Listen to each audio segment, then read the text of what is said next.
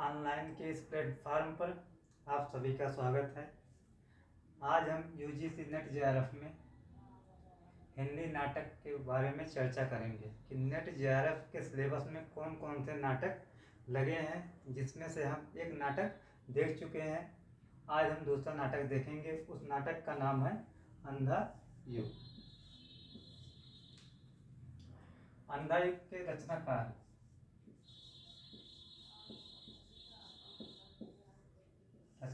कौन है?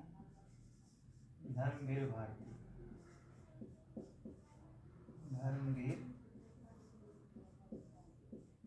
भारती। प्रकाशन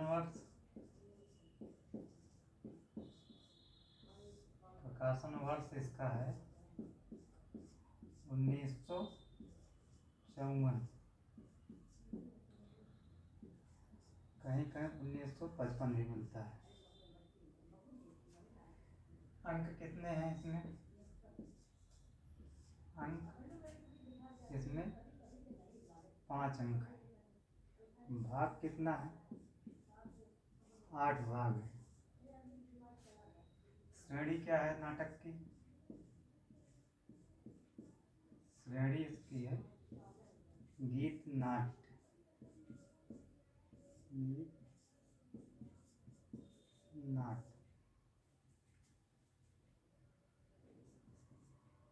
यह एक पौराणिक नाटक भी है। यह एक पौराणिक नाटक भी है।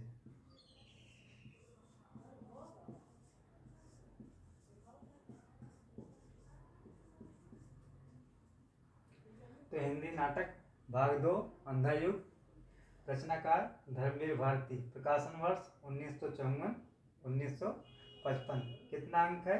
5 अंक है। कितने भाग हैं? 8 भाग हैं। श्रेणी इसका क्या है? गीत नाट्य है।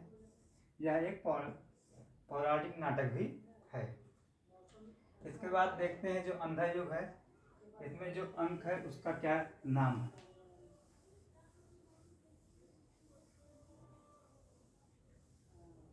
अंधा युग नाटक का अंकों का नाम। सबसे पहला इसका जो भाग है उस स्थापना।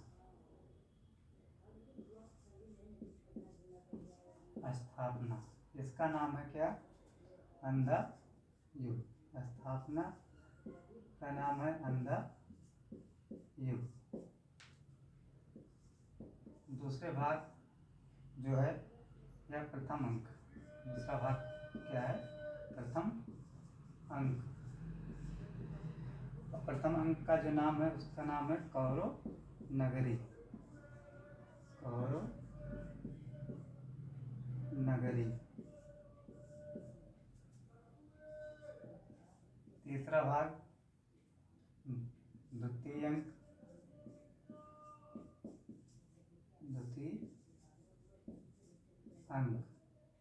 द्वितीय अंक का नाम है पशु का उदय।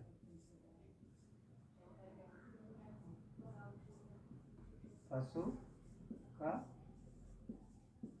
उदय। चौथा भाग है जो तृतीय अंक कहा जाता है।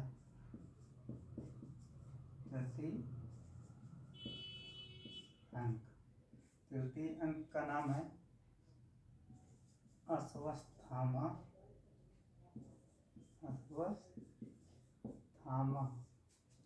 का अर्धसत्य।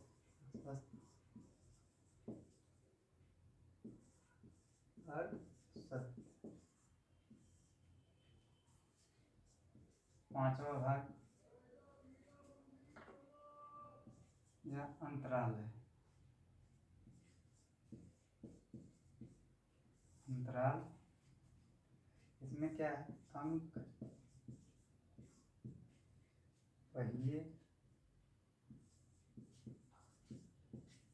अंक पहिए और पट्टियां।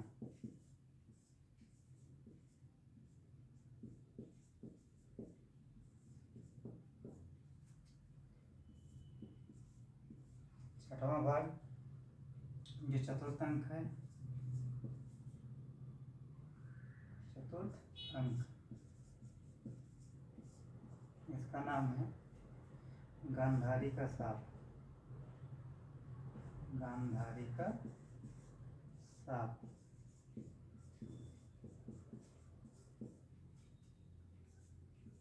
सातवां भाग, पंचम अंक।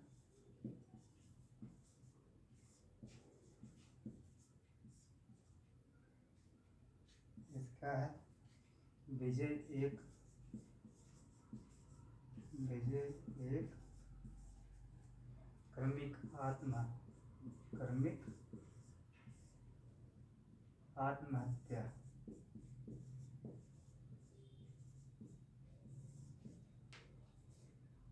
आठवां भाग समापन है।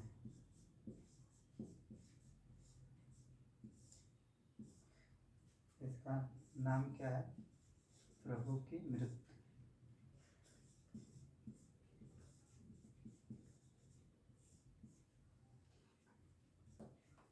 तो हिंदी नाटक भाग 2। कौन सा नाटक है? अंधा युग। अंधा युग में कितने भाग हैं? 8 भाग हैं और 5 अंक है। पहले भाग में आपका स्थापना है, उसका नाम क्या है? अंधा युग। दूसरा भाग है जिसमें प्रथम अंक, और उस प्रथम अंक का क्या नाम है? कौरव नगरी। फिर तृतीय भाग, इसमें द्वितीय अंक, द्वितीय अंक का नाम है पशु का उदय। चौथा भाग तृतीय अंक, और तृतीय अंक का नाम क्या है? अश्वत्थामा का अर्धसत्य। पांचवा भाग अंतराल है। अब इस अंतराल में क्या है? पंख है, पहिए और पट्टियां। छठा भाग चतुर्थ अंक, उसका नाम क्या है? गांधारी का सांप। पांचवा अंक, सातवां भाग पांचवा अंक, इसका नाम है विजय एक क्रमिक आत्महत्या। आठवां भाग समापन है। इसका नाम क्या है? प्रभु की मृत्यु। यह इम्पोर्टेंट है, यहाँ से प्रश्न यूजीसी में आया भी है। तो यही कैसे पूछा जाएगा? प्रश्न पूछा जाएगा कि अंधा युग नाटक में प्रथम अंक का नाम है, दे देगा। कौरव नगरी, पशु का उदय, गांधारी का सांप या प्रभु की मृत्यु। तो प्रथम अंक है, उसका नाम क्या है? कौरव नगरी। ऐसे ही प्रश्न बनेगा। यह बहुत इंपॉर्टेंट है, इसको ध्यान देना है। आगे हम देखते हैं कि अंधा युग नाटक में कौन कौन से पात्र हैं और कितने पात्र हैं। तो अंधा युग नाटक में कुल 16 पात्र हैं, जिसमें एक महिला पात्र और 15 पुरुष पात्र। अंधा युग नाटक के प्रमुख पात्र।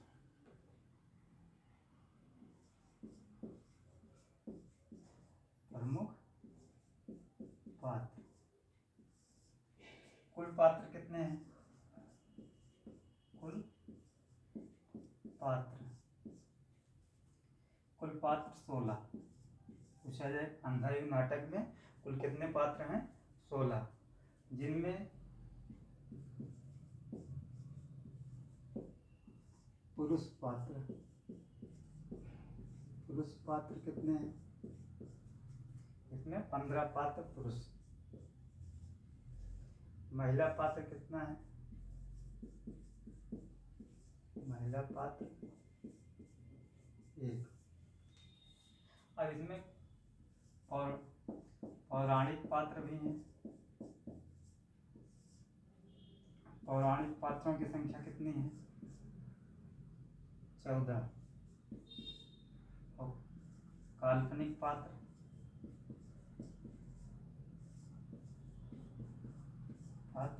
2। यहाँ इस नाटक में प्रश्न पूछा जा सकता है, अंधा युग नाटक में कितने पात्र हैं? हम क्या बताएंगे? 16। पुरुष पात्र की संख्या कितनी है? 15। महिला पात्रों की संख्या कितनी है? 1। पूछा जाए अंधा युग जो पौराणिक नाटक है उसमें पौराणिक पात्र कितने हैं? तो बताएंगे कितना? 24। काल्पनिक पात्रों की संख्या कितनी है? 2।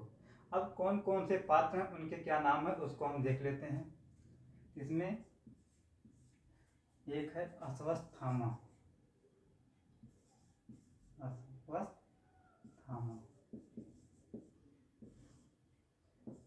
दूसरा पात्र इसमें कृष्ण, तीसरा गांधारी,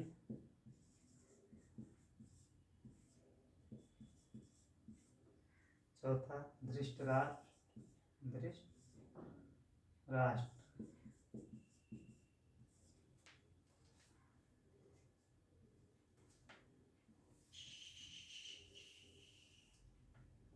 उसके बाद पांचवा पात्र कृतवर्मा। छठवां पात्र संजय। सातवां विदुर।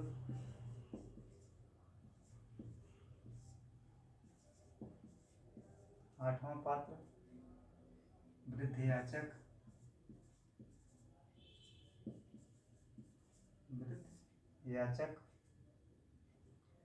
उसके बाद नौवां पात्र युधिष्ठिर।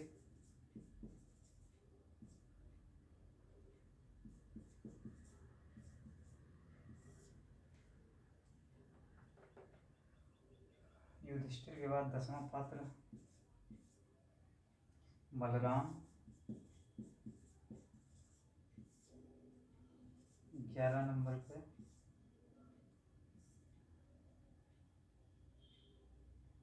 प्रहरी 1। 12 प्रहरी 2।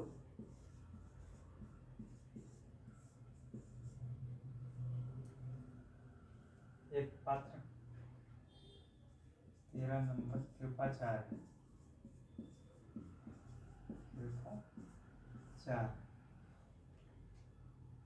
14 व्यास। एक पात्र है व्यास। 15 युयुत्सु।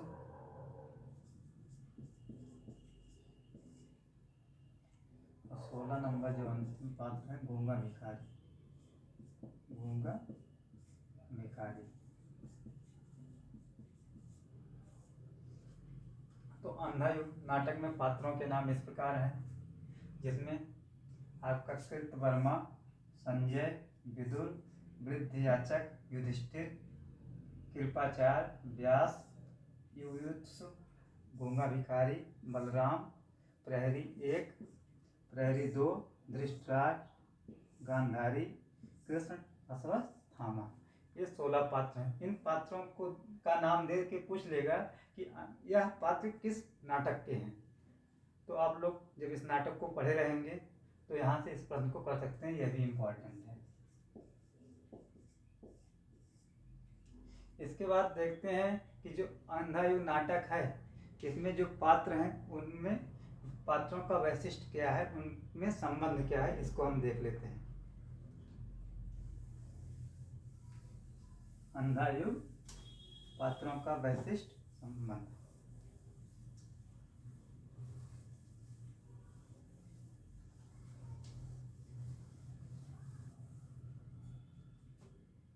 तो सबसे पहले हम देखते हैं अश्वत्थामा। यह कौन है?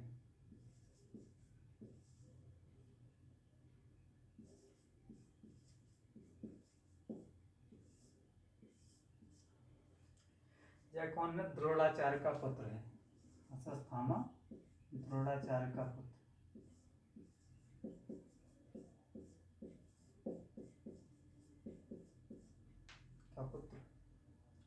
दुर्योधन का मित्र है। दुर्योधन का मित्र। कृष्ण के प्रति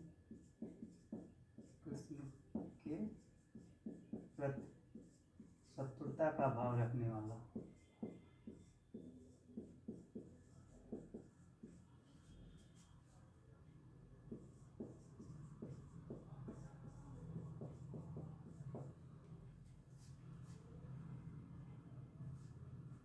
शंकर का भक्त है।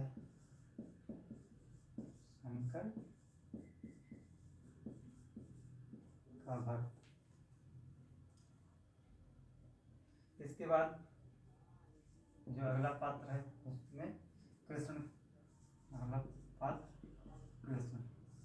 कृष्ण के बारे में जानते हैं। नाटक का केंद्रीय पात्र पूछा जाए, अंधा युग नाटक का केंद्रीय पात्र कौन है? कृष्ण बताएंगे। नाटक का केंद्रीय पात्र,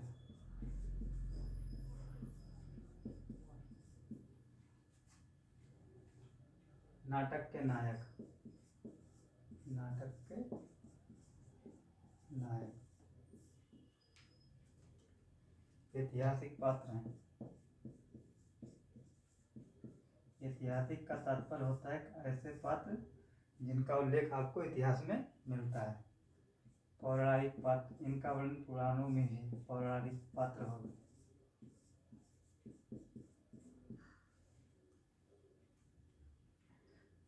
मर्यादा एवं मानवता के रक्षक, मर्यादा एवं मानवता के रक्षक।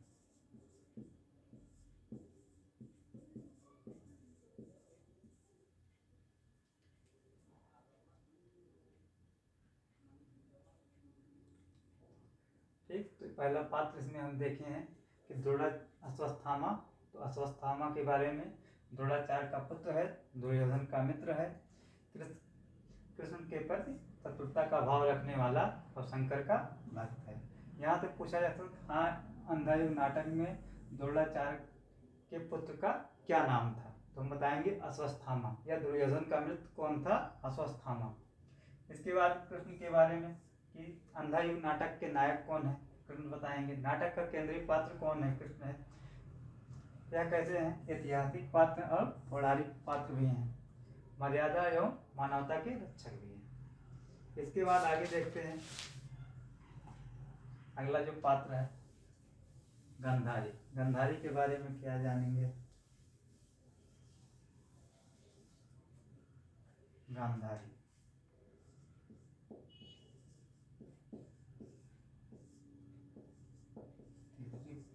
गांधारी क्या है? ममतामयी माँ है, ममतामयी माँ।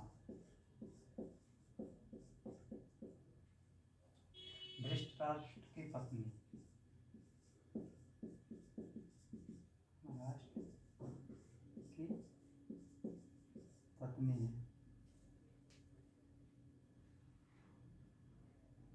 कृष्ण को साथ देने वाली, कृष्ण को साथ देने वाली।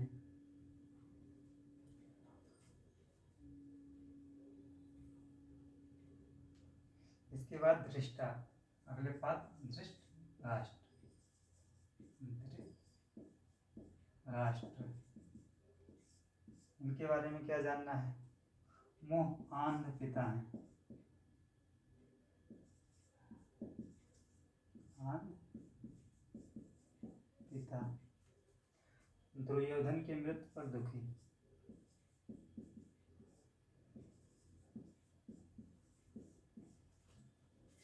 मृत्यु पर दुखी।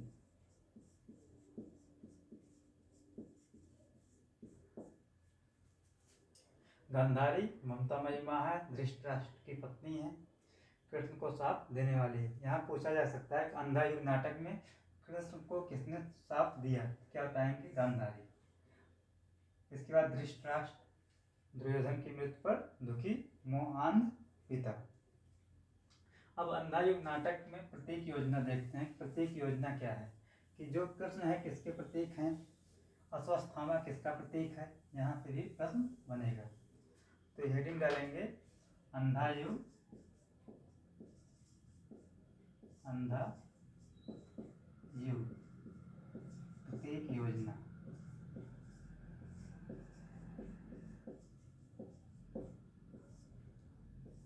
सबसे पहले कृष्ण को देखते हैं।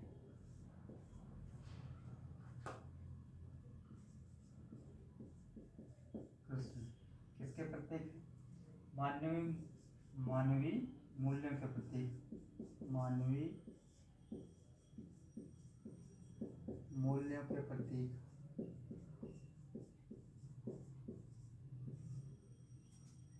दूसरा अश्वत्थामा,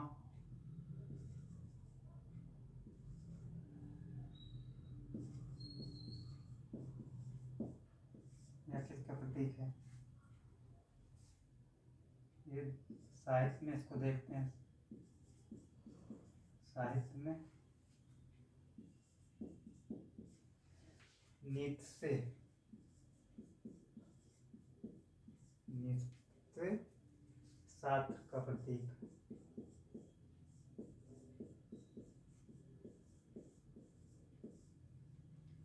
राजनीति क्षेत्र में, राजनीतिक क्षेत्र में किसका प्रतीक है? राजनीतिक क्षेत्र में अस्त्र संपन्न, युद्ध के प्रति निष्ठा रखने वाला।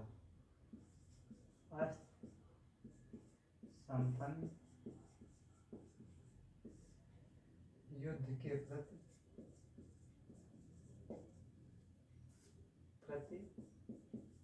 निष्ठा रखने वाला।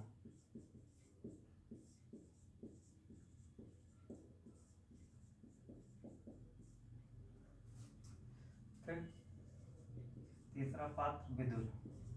विदुर किसका प्रतीक है? विदुर गांधीवादी विचारधारा का प्रतीक है। गांधीवादी विचारधारा का प्रतीक है।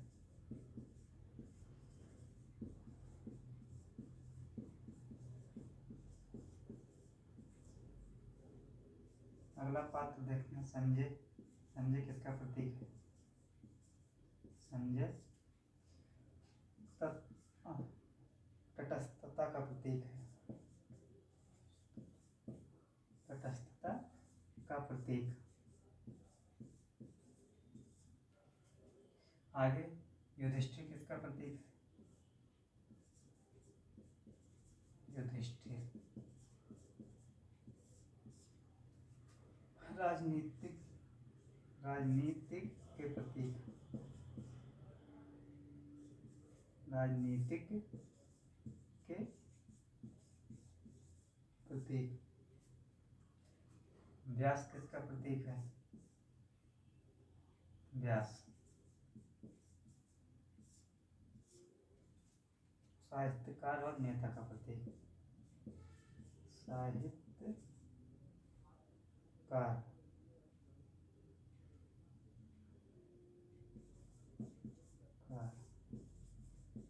और नेता का प्रतीक।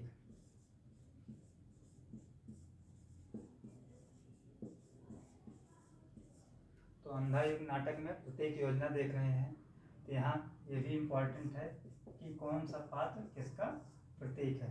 तो जिसमें सबसे पहले देखते हैं कृष्ण किसके प्रतीक है? मानवीय मूल्यों के प्रतीक है। अश्वत्थामा किसका प्रतीक है? साहित्यिक क्षेत्र में नीत्से और सात्र का प्रतीक है। राजनीतिक क्षेत्र में अस्त्र संपन्न, युद्ध के प्रति निष्ठा रखने वाला। विदुर किसका प्रतीक है? यह इम्पोर्टेंट है। विदुर जो है किसका प्रतीक है? इम्पोर्टेंट है। गांधीवादी विचारधारा का प्रतीक है। संजय क्या है? तटस्थता का प्रतीक है। युधिष्ठिर ये भी इम्पोर्टेंट है। ये किसके प्रतीक हैं? कुशल राजनीतिक के प्रतीक हैं। व्यास क्या है? पूछा जा सकता है अंधा युग नाटक में व्यास किसका प्रतीक है? तो वहाँ साहित्यकार होगा, तो वहाँ साहित्यकार जिस विकल्प में उसको लगाएंगे। व्यास साहित्यकार और नेता का प्रतीक है। इसके बाद देखते हैं गूंगा भिखारी किसका प्रतीक है? गूंगा भिखारी।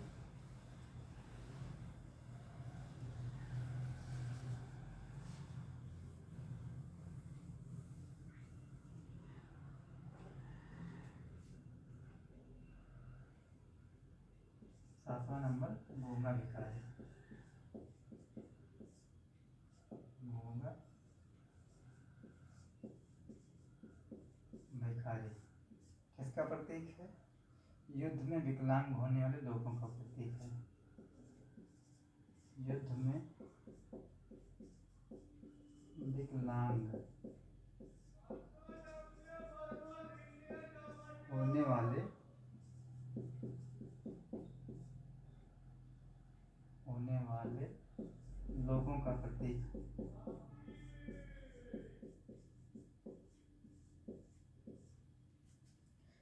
इसके बाद वृद्धयाचक किसका प्रतीक है? वृद्धयाचक किसका प्रतीक है?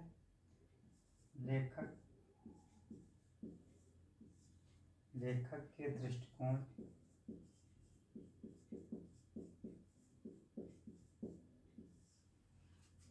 एवं अवसरवादी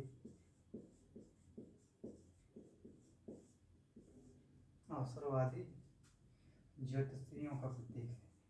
ज्योतिषियों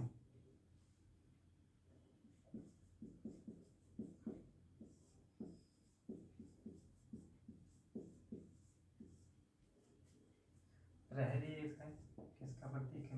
प्रहरी दास्ता का प्रतीक है। दास्ता का प्रतीक। इस तरह अंधायुग नाटक में प्रतीक योजना समाप्त होती है कि गूंगा भिखारी किसमें यह काल्पनिक पात्र है। गूंगा भिखारी काल्पनिक पात्र है और वृद्धयाचक ये भी काल्पनिक पात्र हैं। पूछा जा सकता है अंधायुग नाटक में काल्पनिक पात्र कौन से हैं? तो काल्पनिक पात्र एक वृद्धयाचक और गूंगा भिखारी। तो गूंगा भिखारी किसका प्रतीक है? युद्ध में विकलांग होने वाले लोगों का प्रतीक है। वृद्धयाचक किसका प्रतीक है? लेखक के दृष्टिकोण एवं अवसरवादी ज्योतिषियों का प्रतीक है। प्रहरी किसका प्रतीक है? दास्ता का प्रतीक है। अब देखते हैं कि अंधायुग नाटक में जो पात्रों के प्रमुख कथन कौन कौन से हैं, किस पात्र ने क्या कहा, उसको देख लेते हैं। यहाँ से भी प्रश्न बनता है अंधायुग नाटक में किस पात्र ने क्या कहा। तो पहला कथन है कि संजय तुम जाओ, संजय तुम जाओ, यह मेरा अभिशाप है, यह मेरा अभिशाप है। यह किसका कथन? ऐसे दे देगा प्रश्न और पूछेगा कि संजय तुम जाओ, यह मेरा अभिशाप है। यह किस नाटक का कथन है? यह अंधायुग नाटक में किस पात्र का कथन है? ये किसका कथन है? धृतराष्ट्र का कथन है।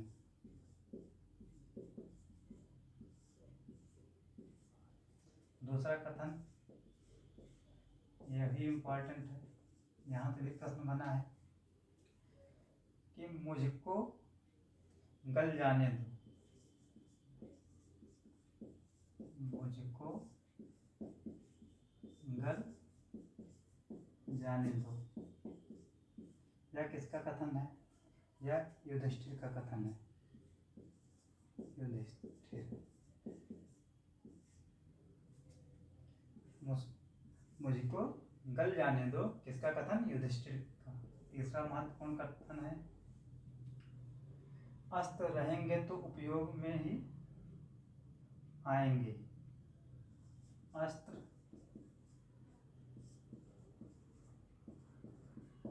रहेंगे तो उपयोग में आएंगे। यह किसका कथन है? प्रहरी का कथन है कि अस्त्र रहेंगे उपयोग में आएंगे ही, प्रहरी का कथन है। फिर चौथा महत्वपूर्ण कथन है मैंने नहीं मारा उसे, मैंने नहीं मारा उसे, मैं तो चाहता था, मैं तो चाहता था वध करना भविष्य का, वध करना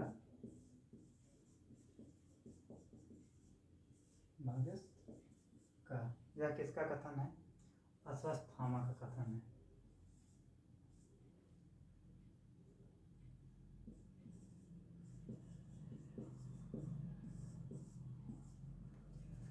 फिर पांचवा कथन है निर्णय के क्षण, निर्णय के क्षण में विवेक,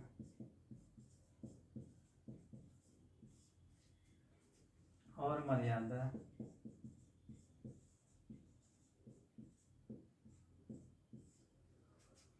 व्यर्थ सिद्ध होते हैं।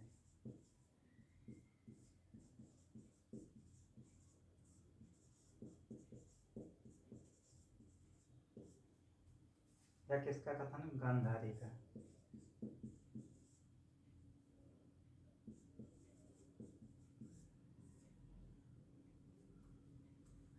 तो अंधा युग नाटक के पात्रों के प्रमुख कथन, तो उसको देखते हैं हम। किसमें? पहला कथन है संजय तुम जाओ या मेरा अभिशाप है, किसका कथन? धृतराष्ट्र का। मुझको गल जाने दो, किसका कथन? युधिष्ठिर का। अस्त्र रहेंगे तो उपयोग में आएंगे ही, किसका कथन? प्रहरी का। यह कथन इम्पोर्टेंट लगा लीजिएगा कि मैंने नहीं मारा उसे, मैं तो चाहता था वध करना भविष्य का, किसका कथन? अश्वत्थामा का। फिर अगला महत्वपूर्ण कथन है निर्णय के क्षण में विवेक और मर्यादा व्यर्थ सिद्ध होते हैं, किसका कथन है? गांधारी का। ऐसे कथन देके पूछा जा सकता है कि यह कथन किस नाटक का है, यह किस पात्र का है, इसलिए हमको यह भी देखना है। इसके बाद देख लेते हैं इसका उद्देश्य। कोई भी नाटक होता है तो उसका कुछ न कुछ उद्देश्य होता है, तो नाटक का उद्देश्य क्या है तो उसको हम देखते हैं। अंधा युग नाटक का उद्देश्य,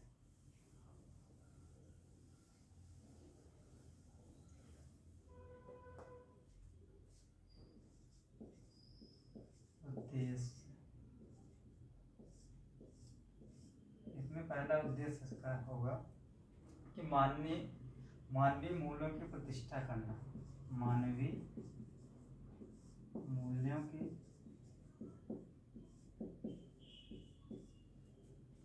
प्रतिष्ठा करना।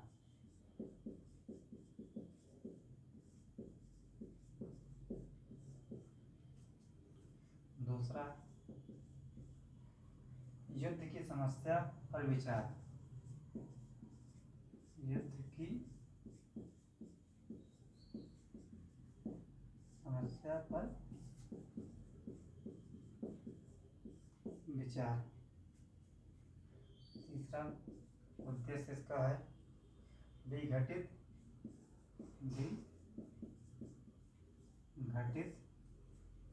मानवीय मूल्यों के प्रति,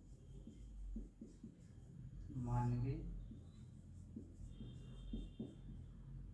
मूल्यों के प्रति चिंता का भाव।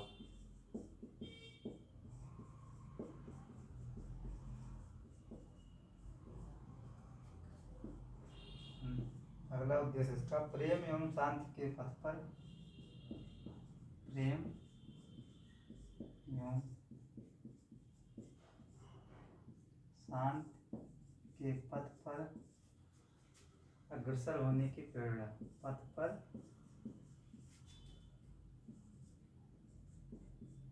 अग्रसर होने की प्रेरणा।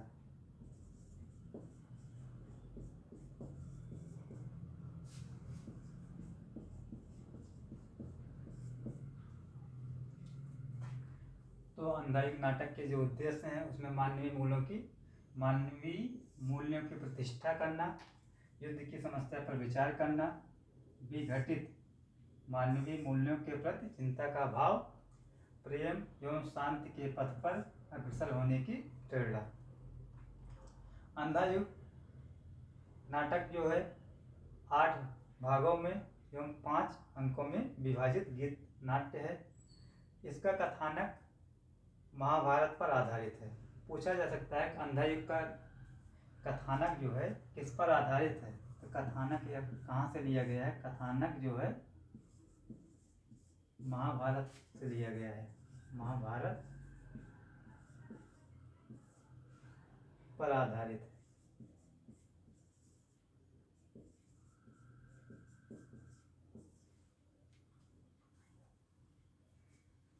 इसके बाद आप लोग को ग्रुप में जो है अंधायुग नाटक का PDF भेज दिया गया है, आप लोग वहाँ से उसकी रीडिंग लगा सकते हैं।